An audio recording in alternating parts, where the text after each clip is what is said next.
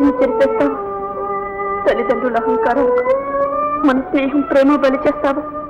నా బ్రతుకు పరాధీనం చేస్తావా దేవుడా?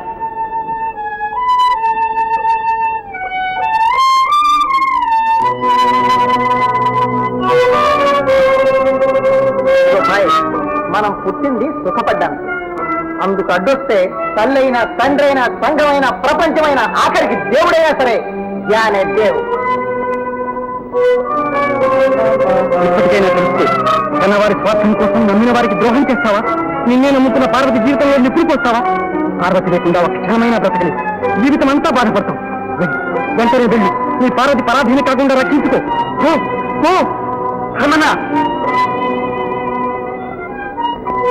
ప్రయాణానికి ఏర్పాటు చేయి, ఇంటికి వెళ్ళాలి. రాత్రికే గాని ఇప్పుడు రైలే ఉంది బాబయ్య. అయితే ట్యాక్సీ తీసుకురా. ఇంకా ఇలాగే ఉన్నదే సరమన్నా, సామాన్ కార్లవే. చాచా ఇల్లే పీక్పోయే తాత. ఏమిటి బాయ్ ఈ సరుకు సరంగా మనం ఏంటి దానికి? సారీ బ్రదర్, అర్జెంటుగా ఇంటికి వెళ్తున్నాం. అదేమిటి బాయ్ అమాంతంగా ప్లేట్ మార్చేసావు? అవును, వెంటనే వెళ్ళకపోతే అమూల్యమైన వస్తువును పోగొట్టుకుంటా. మన్నించు భగవాన్, మరేమీ అనుకోకు.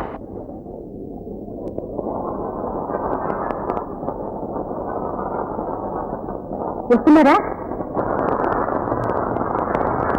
చూసావా భగవాన్ ఏం పని చేశాడు? ఆయన తలుచుకుంటే ఏమైనా చేసేస్తారట. నిద్ర వస్తుంది, పోదండా.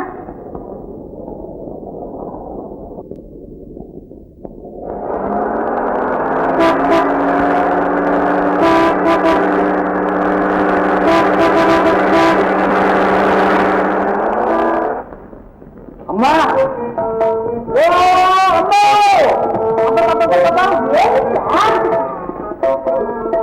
అమ్మా అమ్మను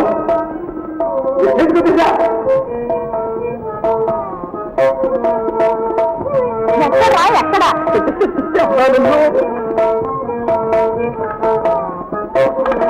వారు పెద్ద జమీందారు, పేరు భుజంగరావు గారు, ఊరు దుర్గాపురం.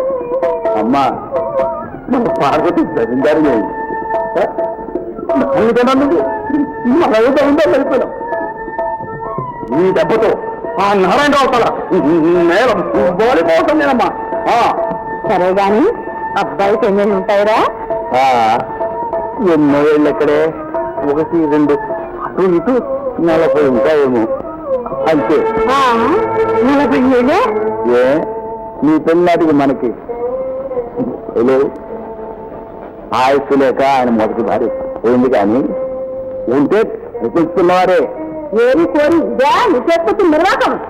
ముక్కుపచ్చలారిన పిల్లని ముసలాడ కంట కట్టి గొంతుకొస్తారా? నీ చదువు తెల్లవారినట్టే ఉంది. నా కొడుకులు ఎలా చూస్తావురా?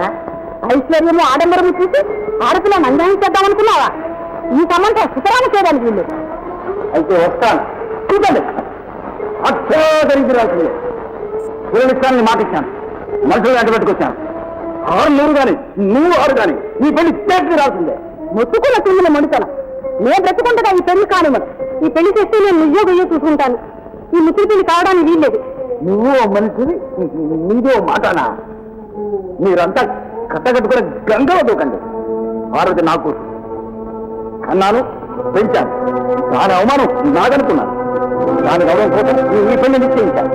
అది నా కూతురు, నా అవమానం దాంతో అనుకుంటుంది. నా మాట తగ్గిస్తుంది కాదా? ఈ గడ్డకు నాకు రుణం తిరిగేదాన్ని. నేను నీ మాట దక్కిస్తానన్నా. కోరు గొంతు పురిపోస్తుంటావుటే. నా సుఖం కోసం నాన్న పరువు కూడా నాశనం చేయమంటారా? ఏది ఏమైనా ఈ సంబంధం చేసుకుంటాను నాన్న. అక్కడని నా కూతురు అనిపించావు. అవధాని గారు మనం ఎక్కించుకున్న ముహూర్తానికి పనులు రావుతాని నీ దరఖాస్తు చెప్పండి.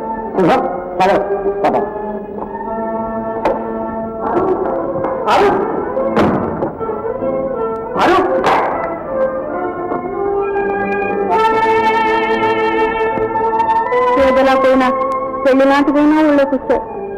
అంతే చాలే నాయన. ఎవరికావా? పార్వతికే బాబు.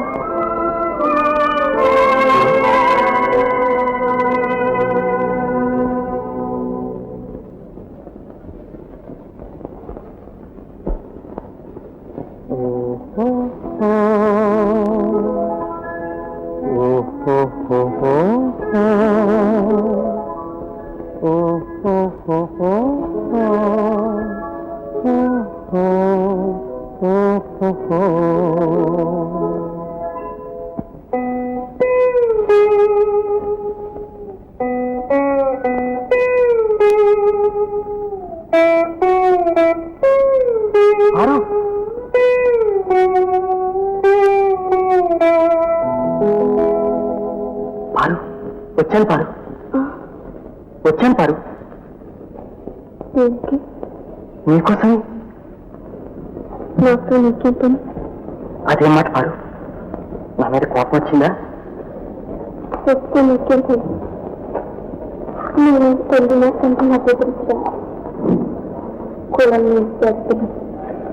ఏంటో మాట? అప్పుడు ఇంత దూరం ఆలోచించేసుకో, అందుకోసమే పరిగెత్తుకొచ్చాను. క్షమించి పాడు. క్షమించవలసింది చిన్న నష్టం చేసి సావాసానికి, పెట్టుకున్న ఆశలకు, నువ్వు చేసిన పనికి నువ్వు దేవుడైనా క్షమిస్తాడా దేవత?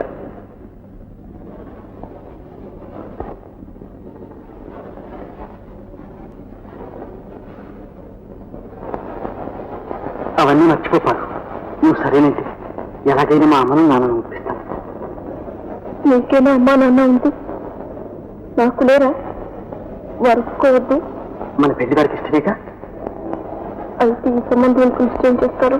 నీకు ఇష్టం లేదని ఎందుకనాలి? నీకు సిగ్గు లేదని నాకు లేదనుకున్నావు దేవదా? వారు నాకు ఆలోచన తక్కువని, ఆవేశం ఎక్కువని నీకు తెలుసుగా? తెలియకే? బాగా తెలుసు. చిలకం నుంచి నువ్వు వెంట భయపడుతూ వచ్చాన్ని బెదిరించడానికి వచ్చావా? నేనంటే భయం కానీ మరేమీ లేదా పారు? నీకేనా? ముమ్మాటికి కాస్త కొస్త ఇది వరకున్న గౌరవం కూడా మార్చిపోయింది. ఇంత అహంకారమా? తప్పే ఉంది. నీకున్న సిరి సంపద లేకపోయినా మా వాళ్ళు సిరిపై వెతుకు తినడం లేదు. నీకు రూపం ఉంది కానీ గుణం లేదు. నాకు రూపము గుణము రెండూ ఉన్నాయి. ఇక ముందు నీ తరగతి సిరి సంపదలు కూడా ఉంటాయి. ఇప్పుడు నన్ను కోరి పెళ్ళాడేవారు నీకన్నా ధనవంతుడు, బుద్ధివంతుడు, ధైర్యవంతుడు, ధార్మికుడు. వారిని కాదని నీ బట్టి అజ్ఞానాన్ని చెప్పని చెప్తుంది ఎందుకు భరిస్తాను? నా సంగతి తెలుసుగా? ఏం చేస్తావే? సిగ్గు లేకుండా అర్ధరాత్రి మీ ఇంటికి వచ్చి ఆశ్రయించాన్ని అపవాదు వేస్తావు అంతేగా? నేనంత నీతోనా?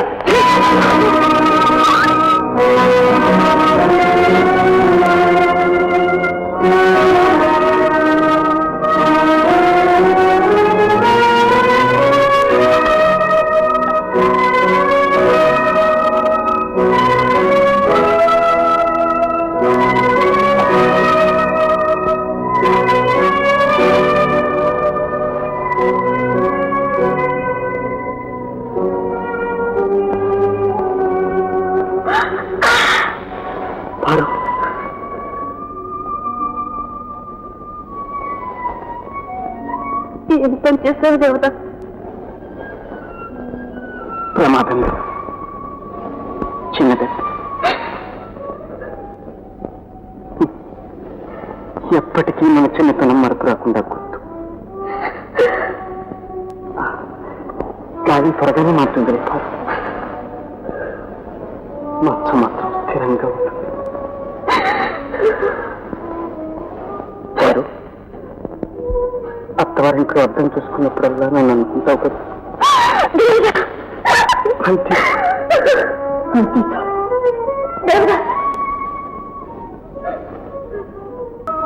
నువ్వు ఇలా ఉంటే నా కడుపు తరుక్కుపోతోంది. నా చేతితో బోవ కనిపించి ఎంతో కాలమైంది. మా బాబు గదు నోరు తెరు.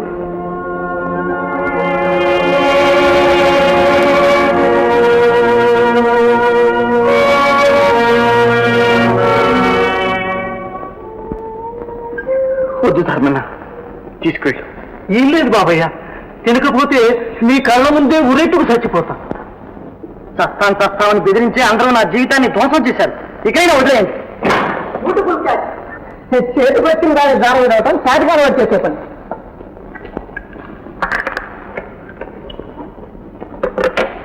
సరే గాని నువ్వు ఈ అఘాయిత్యాలని ఎందుకు చేస్తున్నట్టు పై చావడానికి. చీ చీ చీ చీ చీ. ఎంత చదువు చదివి ఎన్నాళ్ళు మన సావాసం చేసి ఇద్దాను అనేది వాటేషం. అది చావతచ్చిన మగాళ్ళు చేతగాని ఆడాళ్ళు అనాల్సిన మాట. లోకం అంతా చావకుండా బ్రతకాలని చూస్తూ ఉంటే నువ్వు బ్రతకలేక తస్తానంటే ఏమిటి? అయినా సచ్చి సాధించేది ఉంది. బ్రతికి ఎండిగా సుఖంలో పడగవచ్చు. సుఖం ఎక్కడింది సుఖం? ఎక్కడేమిటి? ఇందు గలదందు లేదను సందేహము వలదు. సుఖము పందులు గొందులు ఎందెందు వెదకి చూచిన అందందే కలదు. ఏమిట్రా చెత్త? ఆ చెత్తంతా పోగు చేసే పేపర్ కింద మార్చి రూపాయల కింద గుద్దేశారు దొరలు. అది దండిగా మన దగ్గర ఉంటే వర్గ సుఖాలు అనుభవించొచ్చుకోవాలి. లేదు భగవా, డబ్బునంత మాత్రం సుఖం లేదు. ఉంది భయం ఉంది. అనుభవించగలిగితే అలాది మారిన సుఖం ఉంది. ఇదిగో డబ్బు. ఎక్కడుందా సుఖం? పద. తొందరపడదు భాయ్. దేనికైనా టైం అండ్ ప్లేస్ అన్నారు. నీలాగే బయట ఎండ కూడా మండిపోతుంది. కాస్త చల్లబడి.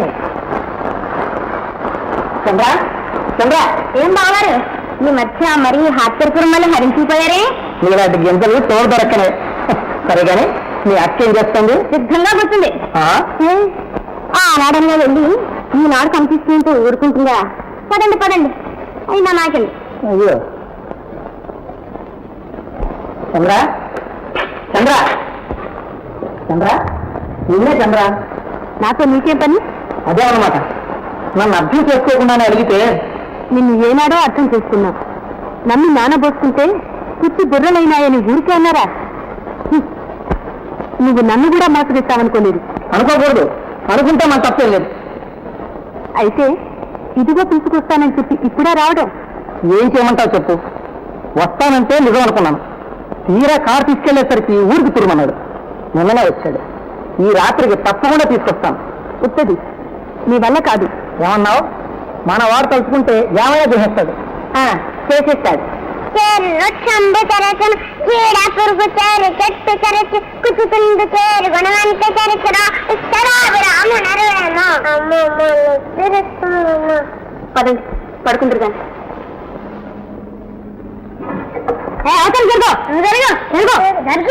అందరు చేయకుండా పడుకోవాలి. కళ్ళు మూసి పడుకోనైనా అదే వస్తుంది.